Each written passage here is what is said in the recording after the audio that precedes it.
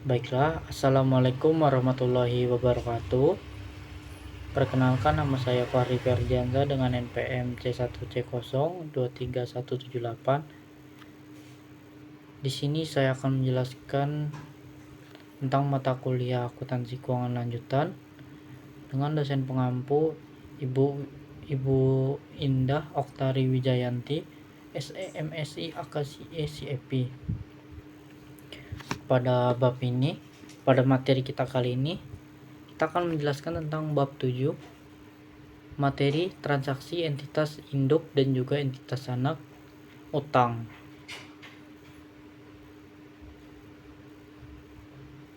Untuk yang pertama, transaksi utang piutang antara entitas induk dan entitas anak. Untuk transaksi utang piutang antara induk dan anak perusahaan, itu mencerminkan hubungan internal dalam satu grup usaha. Misalnya, entitas induk memberikan pinjaman kepada anak perusahaan untuk menambah modal kerja atau membeli aset ataupun mengembangkan unit dari bisnis tersebut agar menjadi inovasi ataupun baru. Dalam pembukuannya, entitas induk akan mencatatkan piutang karena telah memberikan dana kepada anak perusahaan. Begitupun sebaliknya, jika anak perusahaan itu mencatatnya utang dikarenakan menerima pinjaman dari induk tadi tersebut. Namun dari sisi sudut pandang konsolidasi, transaksi ini tidak dapat menciptakan ataupun kewajiban terhadap pihak luar karena dana masih berputar di dalam satu kesatuan ekonominya.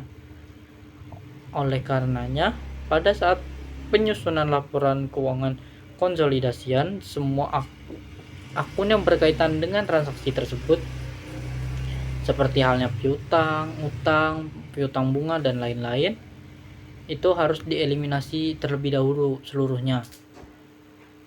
Hal ini dilakukan karena agar laporan keuangan tersebut tidak menunjukkan pendapatan atau beban ganda atau akumulasi yang sebenarnya hanya terjadi dalam grup.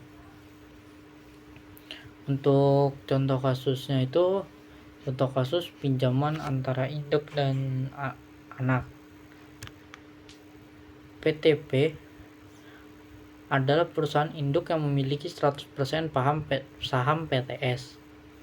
Pada tanggal 1 Juli 2020, PTP memberikan fasilitas kredit kepada PTS sebesar 500 juta dengan bunga 5% per tahun dan bunga dibayarkan setiap 6 bulan sekali. Di dalam pembukuannya, PTP akan mencatatkan piutang kepada PTS sebesar 500 juta serta piutang bunga yang akan diterima. Sementara itu, pada sisi PTS akan mencatat utang kepada PTP sebesar 500 juta dan juga tuliskan beban bunga atas pinjaman dan utang bunga yang harus dibayar. Namun, pada saat konsolidasi akan dilakukan, seluruh akun tersebut, baik dari piutang dan juga utang maupun pendapatan dan juga beban bunga, harus dieliminasi terlebih dahulu. Kenapa? Karena tujuannya agar laporan keuangan konsolidasian tidak dapat menampilkan pendapatan atau beban yang hanya timbul antar entitas di dalam grup, bukan dari pihak luar. Untuk selanjutnya itu ada penjelasan tentang transaksi pembelian obligasi antar entitas. Selain transaksi pinjaman, adapun entitas induk dan juga entitas anak yang juga dapat melakukan transaksi pembelian obligasi. Hal ini dapat terjadi secara langsung dikarenakan antar entitas afiliasi maupun secara tidak langsung melalui pihak ketiga. Transaksi seperti ini dapat menimbulkan konsekuensi yang berbeda terhadap pencatatan akuntansi dan jurnal eliminasi di dalam konsolidasi. Namun, pada prinsip dasar itu tetap sama. Seluruh transaksi yang terjadi dalam grup harus dieliminasi terlebih dahulu agar laporan keuangan konsolidasian hanya dapat menampilkan hubungan dengan pihak eksternal, atau tadi laporan keuangannya itu mencatatkan yang dari pihak luar saja, bukan yang pihak internal. Untuk selanjutnya ada transaksi pembelian obligasi langsung dari afiliasi.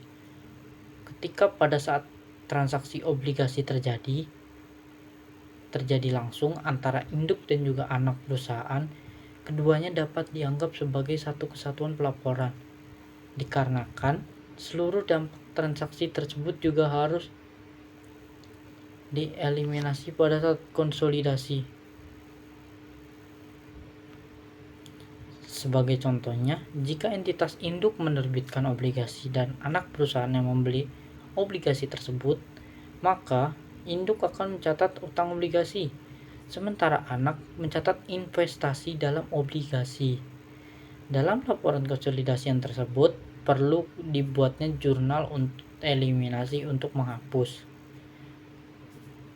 Untuk yang pertama itu ada jurnal akun investasi obligasi pada anak, pada akun utang obligasi pada induk, pendapatan bunga dan beban pada beban bunga.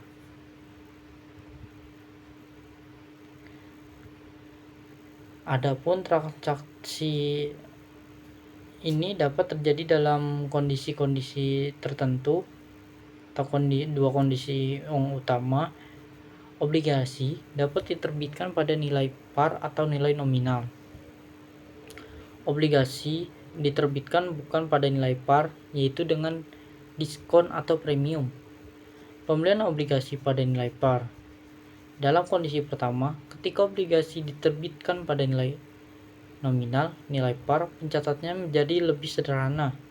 Entitas induk akan mencatat utang obligasi sebesar nilai nominal dan anak perusahaan mencatat investasi obligasi dengan nilai yang sama.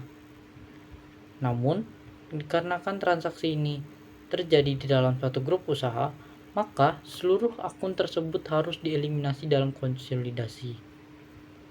Pembelian obligasi bukan pada nilai par. Obligasi juga diterbitkan tidak pada nilai par, melainkan dengan diskon atau premium tadi. Perbedaan ini biasanya dapat muncul karena tingkat bunga kupon yang berbeda dengan tingkat bunga pasar.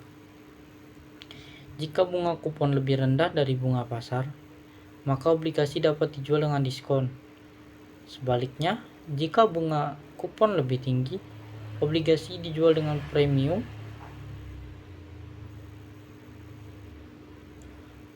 Maka proses eliminasi akan menjadi lebih kompleks. Selain akunnya investasi dan utang obligasi yang harus dihapuskan, diskon atau premium obligasi juga perlu dieliminasi agar nilai obligasi dalam laporan konsolidasian hanya dapat mencerminkan hubungan dengan pihak luar, bukan antar entitas dalam grup. Untuk yang selanjutnya, transaksi pembelian obligasi entitas antar entitas anak dan dari pihak non-afiliasi.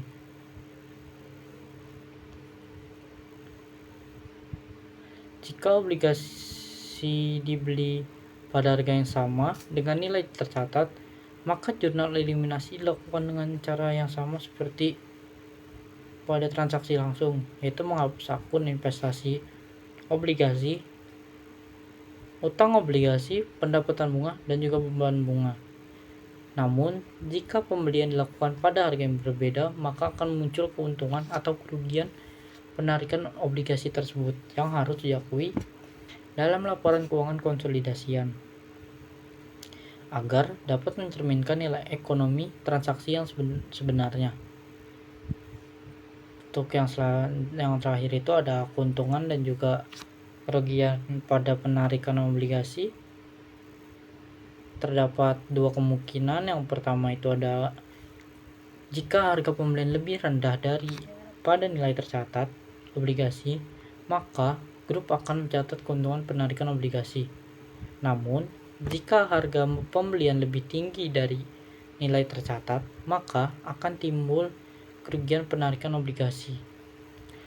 Baiklah, itu saja penjelasan materi bab 7 dari saya. Terima kasih yang sudah menonton. Wassalamualaikum warahmatullahi wabarakatuh.